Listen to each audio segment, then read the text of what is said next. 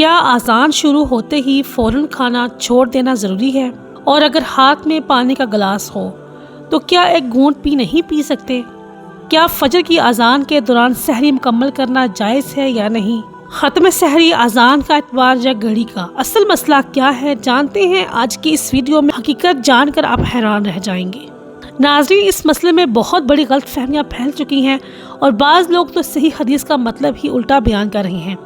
آئیے دیکھتے ہیں کہ نبی صلی اللہ علیہ وسلم کی اصل تعلیم کیا ہے۔ محمد علی مرزا صاحب بہت زبردست طریقے سے ان تمام مسئلوں کو کور کر رہے ہیں، چلیے دیکھتے ہیں وہ کس طرح ہمیں سمجھاتے ہیں۔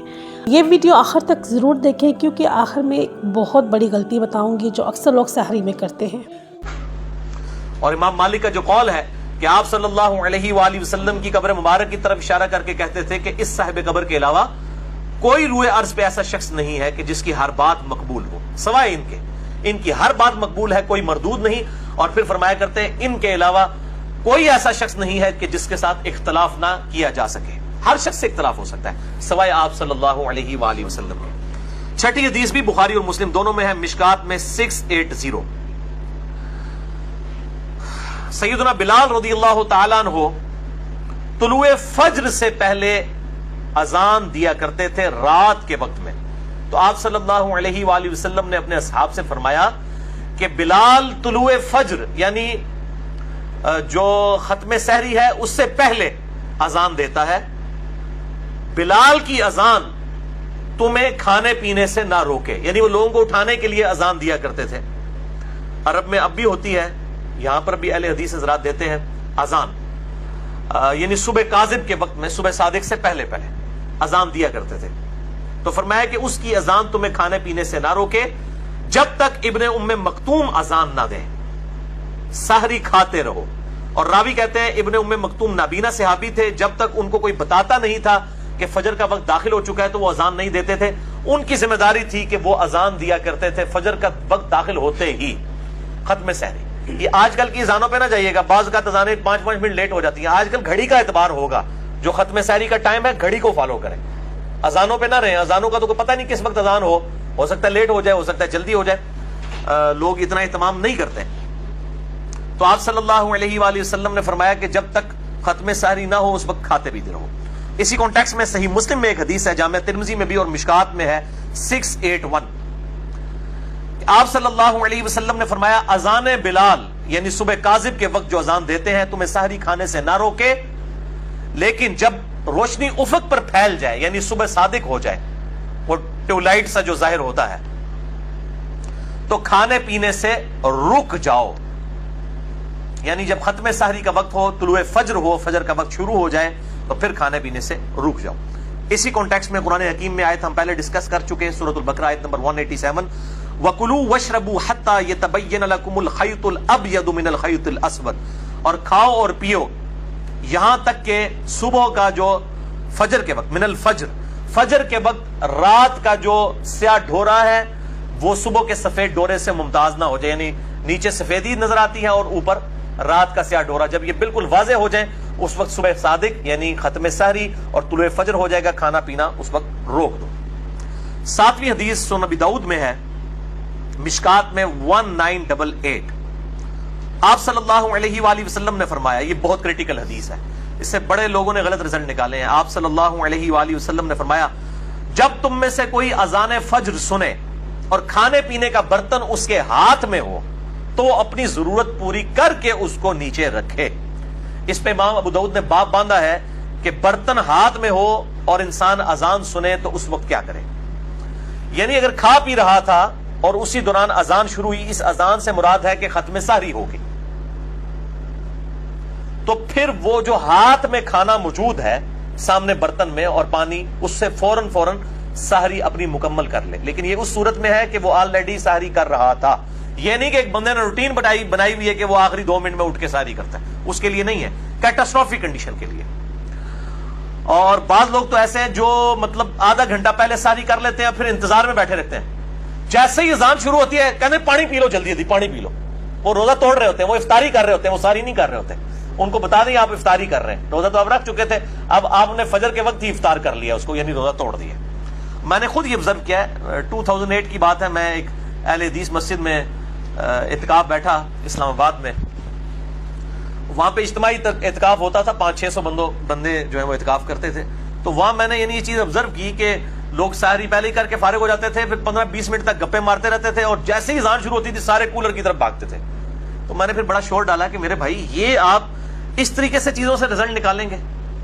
یہ تو اسی طریقے سے جیسے بخاری اور مسلم میں حدیث ہے, ایک شخص نے رکوع کی حالت میں آ کے آپ صلی اللہ علیہ وآلہ وسلم کے ساتھ جماعت میں شامل ہوا, چونکہ آپ کو پیچھے بھی نظر آتا تھا, آپ نے دیکھ لیا.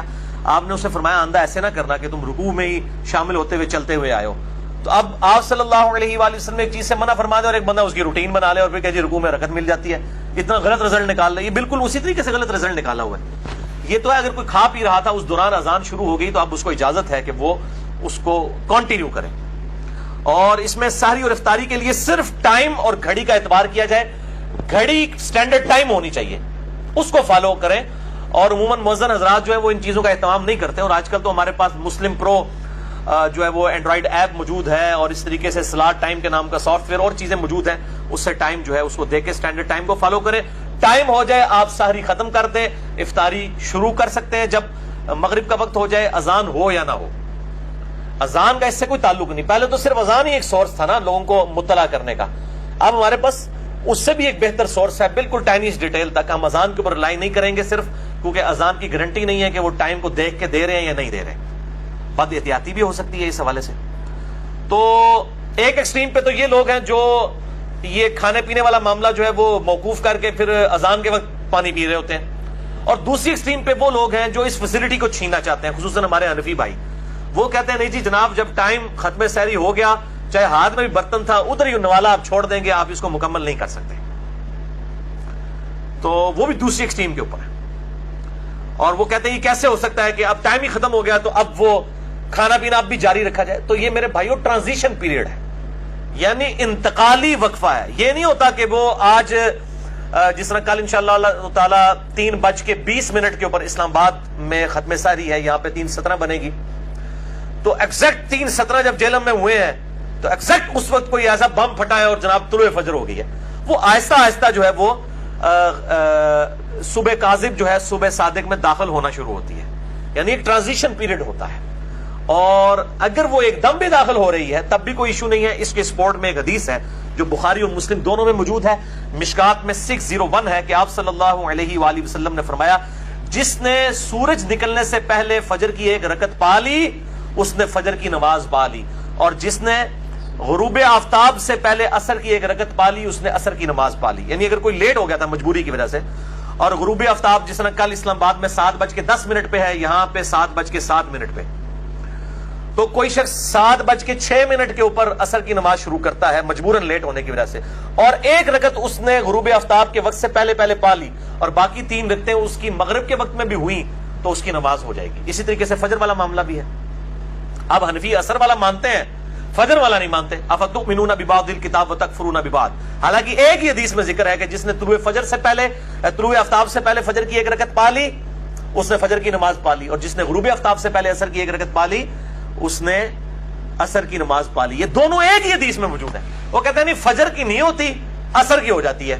اور آگے بھی لاجکس دیتے ہیں جی عصر کا وقت چونکہ مغرب میں داخل ہو رہا ہوتا ہے تو مغرب خود نماز کا وقت ہے, اور دوسری طرف جو ہے وہ فجر کا وقت زوال کے وقت میں داخل ہو رہا ہوتا ہے, مکروہ وقت میں, اس لیے وہاں پہ نہیں ہے.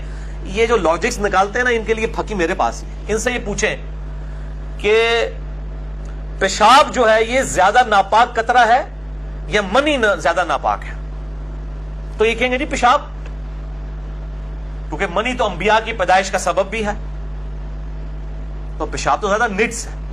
لیکن پیشاب کے نکلنے سے غسل فرض نہیں ہوتا اور منی کے نکلنے سے غسل فرض ہو جاتا ہے. اب ان کی ڈاکٹرائن مان لی جائے تو پیشاب کے بعد بھی غسل فرض ہونا چاہیے, کیونکہ انٹینسٹی زیادہ ہے نا پیشاب کی پلید ہونے کی. یہ میں نے پکی اینٹی وائنم الزامی جواب دیا ہے جو یہ کہتے ہیں کہ نہیں جی عصر کی نماز ہو جاتی ہے, فجر کی اگر کسی نے ایک رکعت پا لی اور اس کے بعد سورج نکلنا شروع ہوا تو وہ اس کی نماز نہیں ہوگی, دوبارہ ہی پڑھنی پڑے گی. تو یہ بالکل غلط ہے.